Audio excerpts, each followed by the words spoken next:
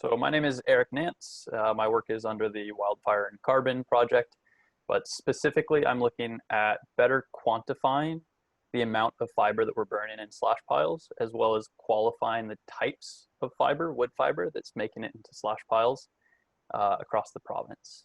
Next slide. So why do we burn slash piles? A slash pile is really a pile of residual fiber that's left after a primary harvest. This fiber should include things like foliage, branches, the tops of the trees, offcuts, or submerchantable grade fiber. And forest managers will cite a variety of different reasons for burning this fiber.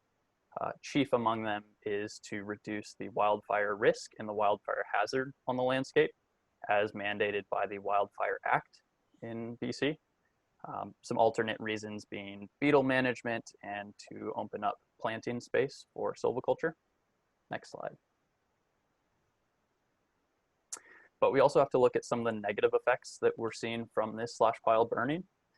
As you can see here in this photo, we have significant emissions coming off of these piles, and the current estimate says roughly 5 megatons of CO2 equivalent is emitted every year in the province alone.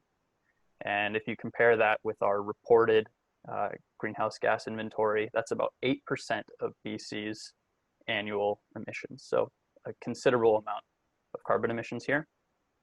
And as you can tell from this thick smoke, these piles are burning really inefficiently, are very heavy in particulate matter, and have quite a high global warming potential. I was actually involved in burning these piles up in Smithers, BC.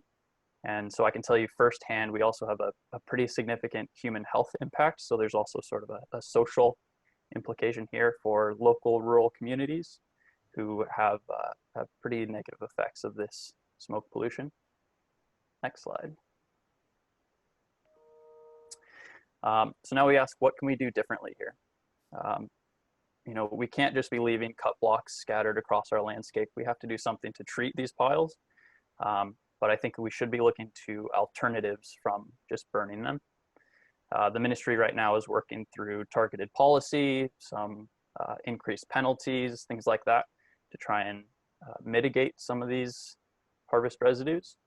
But what I think is really missing from this discussion is a cohesive forest management plan that looks at not only forest sector stability, but also looks how we can manage our sensitive ecosystems in a more sustainable way and contribute to our provincial greenhouse gas targets in a way that meaningfully reduces our emissions. And I think the PICS Wildfire and Carbon project is a great opportunity here to do this, as we're sort of mapping different management strategies that can reduce the threat of wildfire on our landscapes while simultaneously reducing emissions. Thank you.